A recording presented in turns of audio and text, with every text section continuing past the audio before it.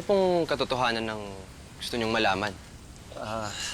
Tungkol doon sa nangyari sa kanya dati, yung sa pagsabog. Gusto ko malaman ng totoo. Alam mo, Albert, hanggang ngayon, nahihiwagaan pa rin ako kung anong koneksyon mo o naging relasyon mo sa anak ko nung nabubuhay pa siya. Nasabi ko po sa inyo dati, naging matalik na kaibigan ko si Marian. I treasured that friendship. Kung totoo yan sinasabi mo, at kung naging mahalaga siya sa'yo, sige, alamin mo kung sinong pumatay sa kanya. But you should know, may kinalaman ng nanay mo dito. And if Marian was that important to you, iimbestigahan mo si Esmeralda.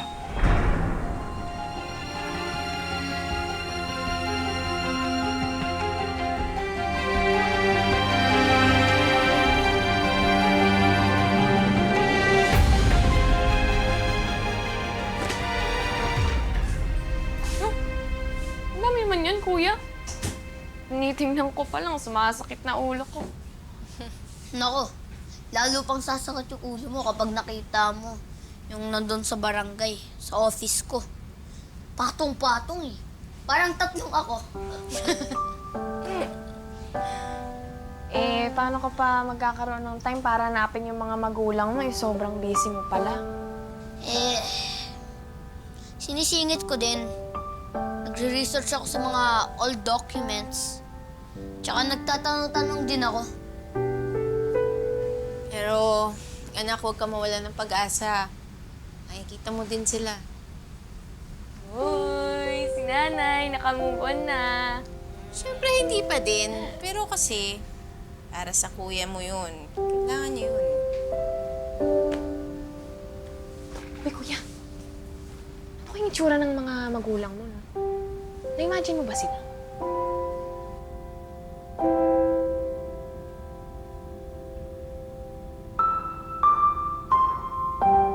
Naman ako na-imagine eh.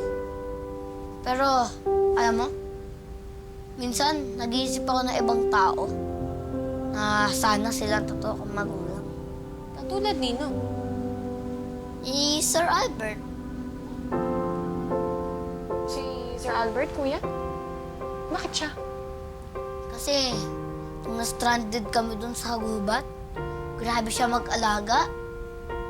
Kaya, sinabi ko sa sarili ko,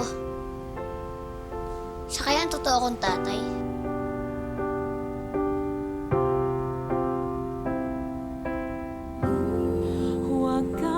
Pero malabo yun. Para ako nag-wish ng snow dito sa Pilipinas. Sabi na hindi mo kakayanin. Kilala kita, alam kong kaya mo. Lampasan ang hirap. Set a meeting with the site manager and start coordinating with the construction team. Okay, Susan. Ay, sorry. Yaya, sorry. Sorry po, sir. Kinukula ko lang po itong laundry niyo. Ano ba yan? Sir, sa'yo po ba yan? Bakit po may dugo? Ito yung ginamit namin pantali sa sugat ni Rambo nung nasa gubat kami. Akin na po, sir, para malabahan ko po. Actually, Yaya, akin na lang muna to. Ako muna bahala dito. Sigurado po kayo, sir? Aba.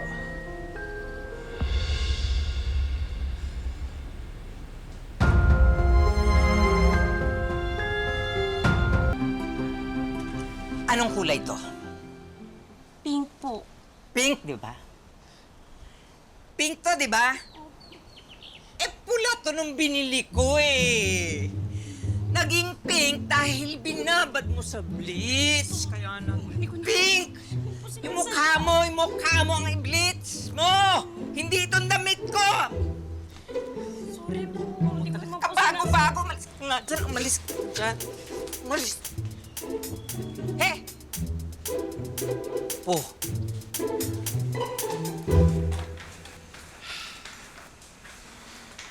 Alam mo, napaisip nga ako eh. Pero nung hinatid ko naman siya pauwi, nahiya naman ako magtanong.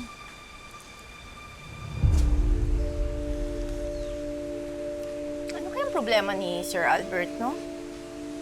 Pero sana maging okay na siya. At sigurado naman ako, kung ano man yung problema niya, mas malala pa rin ang problema natin kasi may halimaw dito. Ano sinasabi mo? Eh di ano pa, yung halimaw dito sa mansyon, si Guadasila. Bakit? Totoo naman eh. Totoo naman kaya. Kagabi na nilak nga nila ako sa labas. Umalis lang ako, lumabas lang ako saglit. Pagpasok ko nakalak na yung pinto.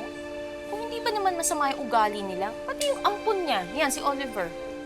Kaugali din niya. Sama-sama ng ugali. Kaya nga hindi ko alam kung paano naging kaduguyan ni Sir Eduardo. May kutob ako na anak ko si Oliver. Sigurado po kayo, sir? Naku, malaking bagay po yan, sir. Hindi kami match. Sir, bakit ganun ang resulta? Hindi ko rin alam. Hindi sa hinuhusgan ko si Oliver, pero pwedeng mangyari yun. Posibleng nagkamali sila. Posibleng hindi siyang apo ni Sir Eduardo. Mahal, bakit natahimik ka?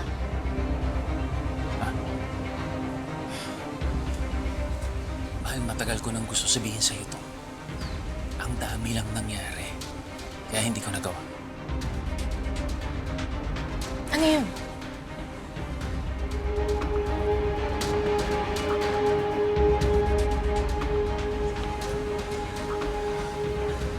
Posibleng hindi ako ni Sir Eduardo. Si Oliver. Ano? Wait. Huwag kang nag-iimbento, ha? May ebidensya ka ba? Meron. Pero hindi pa 100% sure.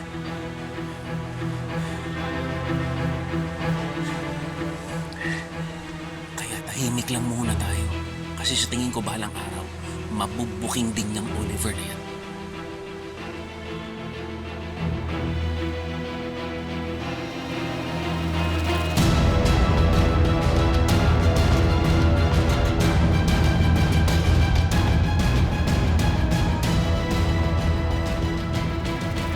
Okay lang po, iyaan ko talaga. Sige na.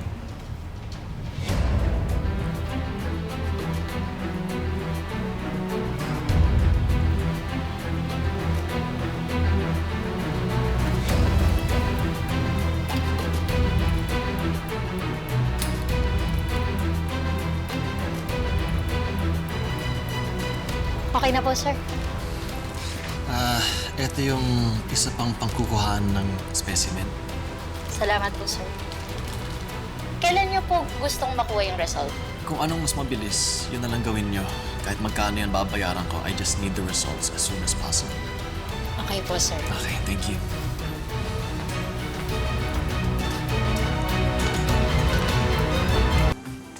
Gob, kailangan nyo na talagang kumilos. Kilo saan? Kasi Gob, yung tatay-tatayan ni Rambo, yung Gregory, parang may alam siya sa pagpapanggap namin ni Oliver. Narinig ko po yung usapan nilang mag-asawa. Sabi nung Gregory, parang hindi raw talagang tunay na apo ni Sir Eduardo si Oliver. Pero hindi raw siya 100% na sure. Pero malakas ang kutob ko, Gob. Parang may ebidensya siya eh.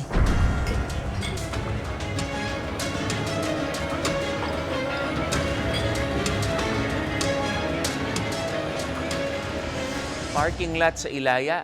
Opo, alam ko po yon. Sige po, magkita po tayo, sir. Ano to? Galing to sa DNA testing center, sir. Bakit mo pina-DNA test si Rambo nang hindi ka nagpapaalam sa akin? Ginagawa mo lang to kasi gusto mong kunin ang anak namin. Gusto mong kunin si Rambo! May karapatan ako kay Rambo. Ako ang tatay niya, di ba? Ingat ka, Juday. I'll see you soon, ha? Sa lamay ng asawa mo. Pinaglalaroan niyo ba kami? Tanggalin mo yan dyan. Sino nagpadala niyan? Rambo, kapag hindi ko tumigil, ubusin ko pa ng